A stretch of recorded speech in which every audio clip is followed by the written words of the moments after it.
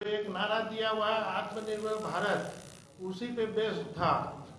इसमें कोई भी जो पहले चर्चा आ रही थी कि अभी 5 राज्यों में चुनाव है, पॉलिटिकल बजट होगा, ऐसी कोई भी चीज़ नहीं मिली।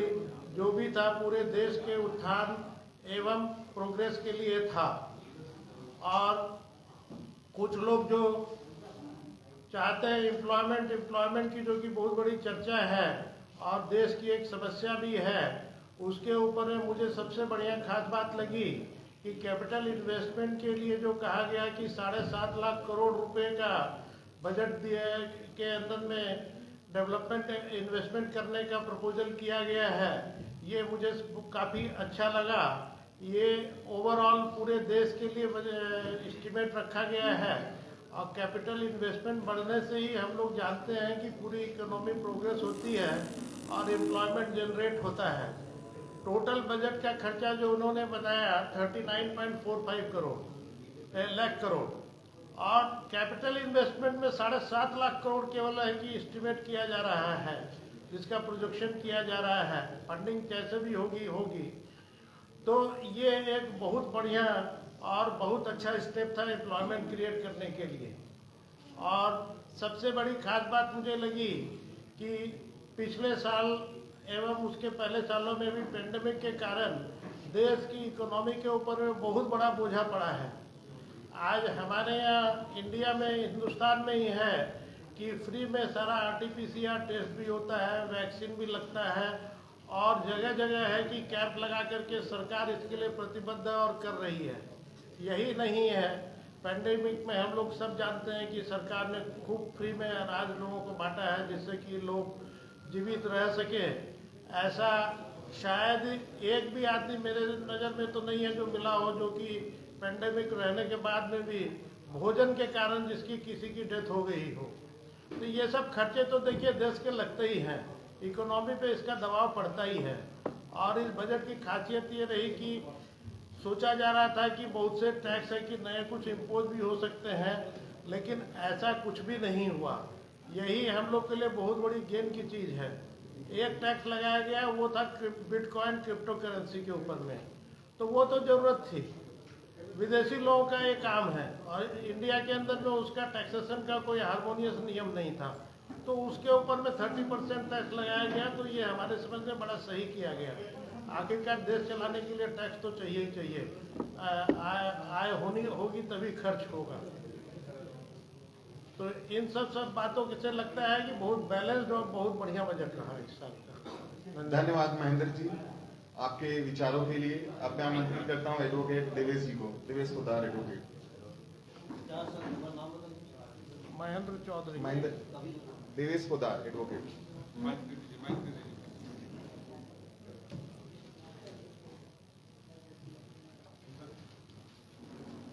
जैसा कि अभी महेंद्र चौधरी जी ने कहा कि आत्मनिर्भर भारत के ऊपर यह बजट था, स्टार्टिंग में ही हमारी ऑनरेबल फाइनेंस मिनिस्टर ने बोला minimum for government, maximum for governance. इस बजट पे इन्होंने गवर्नेंस के लिए, आम लोगों के लिए खाली टैक्स स्लैब नहीं रेट कम किया, हम लोग को वो नहीं देखना चाहिए। बहुत सारी और रिलीफ मिली, किसानों को लेके, रोड डेवलपमेंट को लेके और बाकी सारी फैसिलिटीज के डेवलपमेंट को लेके इन्होंने काफी प्रोविजंस अलाउ किए हैं। किसानों के लिए आपका डायरेक्ट जो सब्सिडीज मिलती है, MSPs मिलती है, वो डायरेक्ट किसान के खाते में जाएगी। कोई डीलर, कोई ब्रोकर बीच में नहीं रहेगा। आपके किसान ड्रोन सिस्टम रहेंगे जिनसे क्रॉप फैसिलिटी और सारी चीजों की निगरानी की जाएगी। तो इन सब चीजों पे भी गवर्नमेंट का एक्सपेंस लगता है। गवर्नमेंट ने अपने टैक्स कलेक्शन के ऊपर कुछ भी नहीं किया है। अगर आपका टैक्स स्लैब कम नहीं किया तो कुछ बढ़ाया भी नहीं है। एंड सबसे मेजर बात जो फाइनेंस मिनिस्टर ने अपने स्पीच पे बोला, जो उनके पास डेटा अवेलेबल था अभी उस पे, कि इस साल जनवरी 2022 में GST का कलेक्शन, जब से GST लगा है तब से सबसे हाईएस्ट रहा है, 1,40,00,000 करोड़ का। तो ये सिचुएशन नहीं है कि हम लोग गवर्नमेंट को सपोर्ट नहीं कर रहे। हम लोग को इसी तरह गवर्नमेंट को सपोर्ट करते रहना चाहिए और अगर हम सरकार को सपोर्ट करेंगे तभी हम सरकार से कुछ एक्सपेक्ट कर सकते हैं। तो इन्हीं शब्दों के साथ इट वाज अ बहुत अच्छा बजट था, ये लोगों के ग्रोथ के लिए है और हमें इसे पॉजिटिवली लेना चाहिए। उदार जी आपने जीएसटी की बात की, लेकिन माना जा रहा है कि थोड़ा क्वेश्चन आंसर बाद में, क्वेश्चन आंसर simplify बाद किया में। जाएगा, उस पर क्या कहें? जीएसटी को सिंप्लीफाई किया कि क्वेश्चन से बात कर लेंगे। ये तो हम लोग बैठ जाएंगे ना सर। अब मैं अनुरोध करूंगा सीए जेपी शर्मा जी से, सीए राजकुमार से, सीएस प्रदीप जालूका से आप लोग आएंगे। तब तक एडवोकेट राजीव जी। नमस्कार सबको। मेरे हिसाब से this entire budget for 22-23 is a very visionary budget. Government का विजन एकदम साफ है कि गवर्नमेंट डिजिटलाइजेशन के ऊपर फोकस कर रही है। जितना डिजिटलाइजेशन होगा उतनी कर की चोरी और उतना सिस्टम सक्रिय रूप से चलेगा। तो मुझे ये लगता है कि जो अपना बजट हुआ है यूनियन बजट बहुत ही बढ़िया, बहुत ही सक्रिय, बहुत ही विजनरी है और इससे सब आम लोगों को काफी फायदा होगा। और बाकी महेंद्र भाई और विवेश ने काफी बढ़िया तरीका से ऑलरेडी सारी बातें कह दी हैं। मुझे लगता है कि we should welcome this budget with whole heart. Thank you so much. धन्यवाद एडवोकेट राजीव जी। अब मैं आमंत्रित करता हूं झारखंड इकोनॉमिक सेल के convener CA chartered accountant JP Sharma ji से। आप अपने ओपिनियन रखेंगे इस बजट पे। नमस्कार। मेरे ख्याल से एक बहुत ही संतुलित बजट है। कोरोना काल में जो खर्चे बढ़े हैं सरकार की तरफ से, उसको बैलेंस करते हुए कोई अतिरिक्त हम लोगों के ऊपर आयकर या किसी भी प्रकार का कर नहीं लगाया गया। कुछ चीजें जैसे जो स्मॉल स्केल इंडस्ट्रीज है उसको बढ़ाने के लिए पिछले वित्तीय वर्ष में 1,30,000 बेनिफिशियरीज को लोन दिया गया।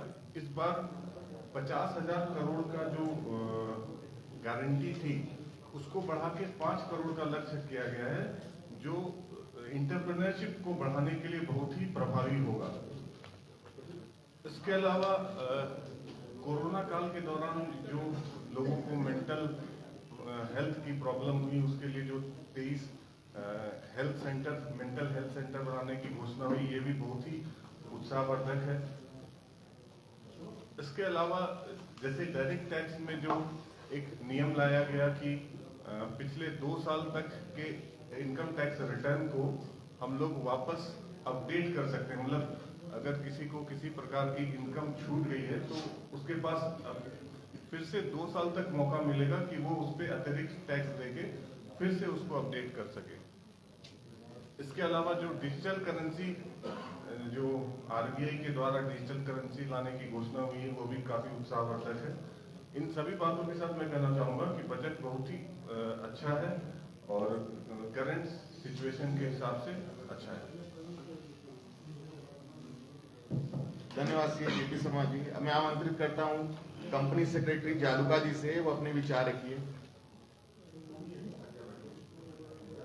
ये बजट देखने के बाद यही लगता है कि ये भारत निर्माण का बजट है।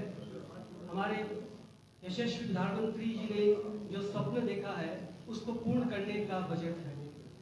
कुछ बिंदुओं पर मैं इस पर गौर करता हूं। जैसे इन्होंने प्राइवेट इन्वेस्टमेंट को एनकरेज करने की बात कही है सीतारमण जी ने, और ये दर्शाता है कि जो एम्प्लॉयमेंट की प्रॉब्लम हम बताते हैं उससे काफी हद तक सुधरेगी। जब प्राइवेट सेक्टर्स में इन्वेस्टमेंट बढ़ेगा, रोजगार भी बढ़ेगी। इसके अलावा एक और चीज देखा मैंने कि डिजिटलाइज करने की ओर उन्होंने ध्यान दिया है, जिससे कि कोई भी कार्य सुगमता से हो। फार्मर्स को जोड़ने की बात कही गई है। इसके अलावा जो पोस्ट ऑफिस की पॉपुलैरिटी कम हुई थी, इसमें भी कोर बैंकिंग सिस्टम को उन्होंने लागू करने की बात कही है। इसके अलावा 1486 यूनियन लॉज जो कोई काम के नहीं थे, इनको हटाया गया है और कंप्लायंसेस को रिड्यूस किया गया है। इसका ये कतई अर्थ नहीं है कि इससे स्कोप कम होगा, बल्कि ईज ऑफ डूइंग बिजनेस की बात जो हम कहते हैं वो और इससे बढ़ेगी, निवेश बढ़ेगा और ये देश के लिए एक सकारात्मक दृष्टिकोण दिखाता है। इसके अलावा जो बच्चे हैं इनको भी ध्यान में रखा गया है और पीएम ई विद्या योजना भी शुरू की गई है, जिसमें 12 चैनल्स जहां हुआ करते थे इसको बढ़ाकर 200 चैनल्स किया गया है। अर्थात जो बच्चे इस पैंडेमिक काल में स्कूल नहीं जा पाए वो अब इन चैनलों का देखकर इनसे जो भी बची खुची ज्ञान है प्राप्त कर सकेंगे। कुल मिलाकर मैं यही कहूंगा कि नजरिए हर किसी के पास है, नजरिया चाहिए, और नजरिया यही दिखाता है कि ये सकारात्मक दृष्टिकोण से पेश किया हुआ बजट है, ये रियलिस्टिक बजट है। इन्हीं शब्दों के साथ धन्यवाद। सर, इस पूरे बजट में झारखंड को क्या मिला, आपको जानकारी? धन्यवाद कंपनी सेक्रेटरी जालूका जी। मैं सभी प्रोफेशनल्स गेस्ट से अनुरोध करूंगा कि अभी जाएंगे नहीं, अभी रुकेंगे। सरला बिरला यूनिवर्सिटी से प्रोफेसर साहब इकोनॉमिक्स के, मैं अनुरोध करूंगा वो आ जाएं। अब झारखंड इकोनॉमिक सेल के को convener chartered accountant CA Rajkumar ji हमारे साथ में हैं, वो बजट पर अपने विचार रखेंगे। धन्यवाद सीए ममता सर। भारत में अनऑर्गेनाइज सेक्टर और ऑर्गेनाइज सेक्टर के बीच एक बहुत बड़ा फासला है। ऑर्गेनाइज सेक्टर मात्र 10% है और अनऑर्गेनाइज सेक्टर 90% है। अनऑर्गेनाइज सेक्टर 90% होने के कारण क्या होता है कि जो असंगठित क्षेत्र में लोग काम कर रहे हैं उनको लाभ नहीं मिल पाता है। इस बजट में एमएसएमई सेक्टर को बढ़ावा देने के लिए सरकार ने एक बहुत बड़ा पहल किया है। 1,30,000 करोड़ रुपए की राशि खर्च करेगी, जिससे एमएसएमई सेक्टर का ग्रोथ होगा। एमएसएमई सेक्टर का जैसे ही ग्रोथ होगा, ग्रॉस डोमेस्टिक प्रोडक्शन हमारा बढ़ जाएगा। ग्रॉस डोमेस्टिक प्रोडक्शन बढ़ेगा तो हमारा जीडीपी, जो कि अभी अनुमानित है 6.8 से बढ़कर 6.9% होने का, वो घट जाएगा।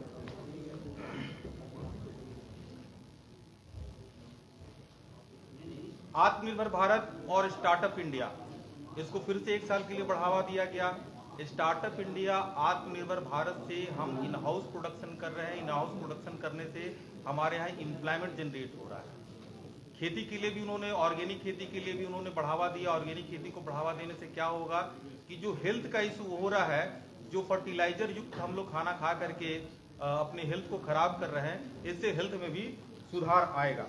सबसे बड़ा अच्छा चीज इस बजट का क्या है कि जो राज्य स्तरीय घाटा है, राजकोषीय घाटा है, उसको सीमित कर दिया गया। बोला 4% से ज्यादा इस घाटे को हम लोग अलाउ नहीं करेंगे। जब राजकोषीय घाटा हमारा कम होगा तो हमारे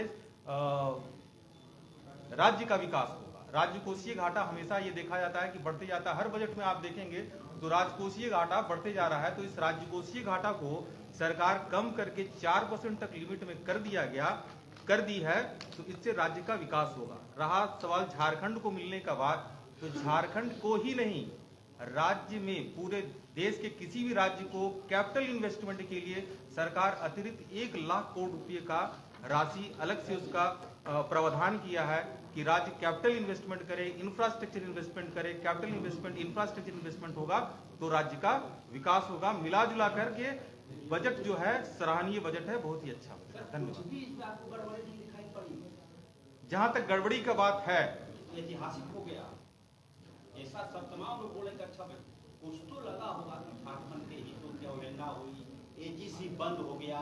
अब जहां तक बजट खराब होने का बात है, आपको रीजनल लैंग्वेज का प्रमोशन दिया गया कि आप अपने यहाँ से रीजनल लैंग्वेज को प्रमोट कीजिए। आप बजट में ध्यान दिए होंगे, इसमें स्पेसिफिक किसी स्टेट के बारे में बात ही नहीं हुई, सब नेशनल इश्यूज कवर हुए और जितने भी प्रोविजंस थे देखिए वो सारे स्टेट के ऊपर इक्वली एप्लीकेबल है। मैं अब आमंत्रित करता हूँ सीए करिश्मा जैन से आप आए। कंटिन्यू करते हैं। सरला बिरला यूनिवर्सिटी से इकोनॉमिक्स के प्रोफेसर हमारे साथ हैं, हम उनके विचारों से अवगत होंगे। अशोक अस्थाना जी। मैं डॉक्टर अशोक अस्थाना, सरला बिरला यूनिवर्सिटी से।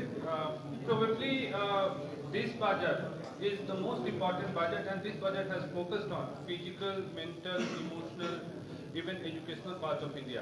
And there are some certain points that has, clarified this budget as one of the unique budget. Government has declared national telemental health programme probably first time in India. Bharat में पहली बार ऐसा programme launch हो रहा है जिसमें we are talking about restoration of mental health of people, then obviously establishment of one TV channel programme for promoting education, establishment of 750 virtual labs to promote research in mathematics and science, electrical vehicle and charging station, emergency credit line scheme for 130 MSME, optical fiber in all villages. देखिए, अगर budget की प्रमुख बातों की हम बात करें तो बजट का जो सबसे इम्पोर्टेंट पार्ट है वो एजुकेशन, रिसर्च और इकोनॉमिक डेवलपमेंट पे फोकस, न सिर्फ एजुकेशन बट पूरे भारतवर्ष की मेंटल हेल्थ पे फोकस किया गया है, जो अल्टीमेटली एक दूरगामी बजट साबित होगा। और इसका इम्पैक्ट करंट में तो हम देखेंगे ही, साथ साथ फ्यूचर में भी इसका इम्पैक्ट हमको देखने के लिए मिलेगा। मध्यम वर्ग, निम्न वर्ग, उच्च आय वर्ग या एमएसएमई की बात करें, हर एक वर्गों को इस बजट में प्रॉपर प्रोत्साहित किया गया है और प्रॉपर ध्यान दिया गया है, जिसका फायदा हम आज देखेंगे और आने वाले समय में भी देखेंगे। धन्यवाद। धन्यवाद अशोक जी। अब हम आमंत्रित करते हैं सरला विला यूनिवर्सिटी के प्रोफेसर करण प्रताप जी से। धन्यवाद सर। मैं भी बजट सुन रहा था और उस बजट को देखने के बाद एक चीज़ हमें बहुत अच्छी लगी कि ये जो बजट थी ये basically extensive and progressive growth of India के बारे में बात करी है। बेसिकली इस बजट के अंदर जो डिजिटलाइजेशन है उसके ऊपर बहुत स्ट्रेस दिया गया, जैसे डिजिटल करेंसी की बात हुई, आरबीआई को दिया गया इसका पूरा हिसाब किताब। तो अगर देखा जाए तो ओवरऑल बजट जो था वो बेसिकली 4-5 चीज़ों के ऊपर बहुत फोकस्ड था, जिसके अंदर हम बात करें तो पीएम गति शक्ति की बात हो रही थी, इंक्लूसिव डेवलपमेंट की बात हुई इसके अंदर। इस बजट के अंदर देखा जाए तो प्रोडक्टिव इन्हांसमेंट की बात हो रही थी। इस बजट को अंदर अगर देखा जाता तो अपॉर्चुनिटी दी जा रही है बच्चों को, लोगों को, जॉब रोजगारों के लेके, एनर्जी ट्रांजिशंस के साथ साथ क्लाइमेट के ऊपर भी गवर्नमेंट ने बहुत अच्छा इनिशिएटिव्स लेने की बात हो रही है। अगर हम इसको समराइज करने की बात करें तो ये बजट बेसिकली जो हमें बहुत इंपॉर्टेंट लगा वो कैपिटल करंट अकाउंट डेफिसिट के बारे में लगा, जो इसको 6.4% तक रोकने की बात हो रही है, जिससे आपके देश में और अपने इस देश में काफी विकास की बात होगी। अंतिम में अगर इस बात को हम समराइज करें तो ये बेसिकली महिलाओं, किसानों और यूथ के लिए काफी प्रोग्रेसिव और नेचुरलिस्टिक बजट हम कह सकते हैं। धन्यवाद। धन्यवाद करण जी। अब मैं आमंत्रित करता हूं सीए चार्टर्ड अकाउंटेंट करिश्मा जैन से, वो अपने विचार रखेंगी बजट से रिलेटेड प्रोविजंस पे। I welcome each one of you. We'll talk on women empowerment, Nari Shakti. Women empowerment is for promoting women's sense of self, women's sense of self-worth, their ability to determine their own choice. In the budget 2022-23, under women empowerment, Mission Shakti, Mission Vatsalya, Saksham Anganwadi are some programs initiated. It has been mentioned over there that 2 lakh Anganwadi program will be initiated in 2022-23. So this is a huge and a big initiative taken by the government in the budget. This program will benefit the woman and the child all over the country, and this will be for the betterment of the women. So I applaud this initiative and I welcome the budget wholeheartedly. Thank you so much. धन्यवाद CA करिश्मा जैन, आपने women empowerment पे अपने विचार रखे। अब मैं आमंत्रित करता हूं सरला विला यूनिवर्सिटी के प्रोफेसर डॉक्टर संदीप सरंगे। नमस्कार। मैंने पूरा बजट स्पीच सुना। मुझे ऐसा लगता है कि बहुत ही रियलिस्टिक और बैलेंस्ड बजट है। इस बजट में किसी को खुश करने की कोशिश नहीं की गई, पॉपुलस बजट नहीं है और पॉलिटिकल भी बिल्कुल नहीं है। देश की समस्याओं को और देश को आगे ले जाने के लिए एक प्रयास है।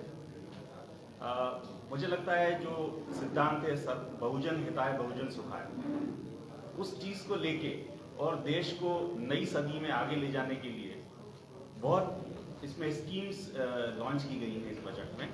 जैसे एक चीज मुझे बहुत अच्छी लगी कि क्रिप्टो करेंसी को रोकने के लिए जो टैक्स लगाया गया वर्चुअल डिजिटल एसेट्स ट्रांजैक्शंस पे 30%, तो इससे जो क्रिप्टो करेंसी है उसको रोकने में मदद मिलेगी।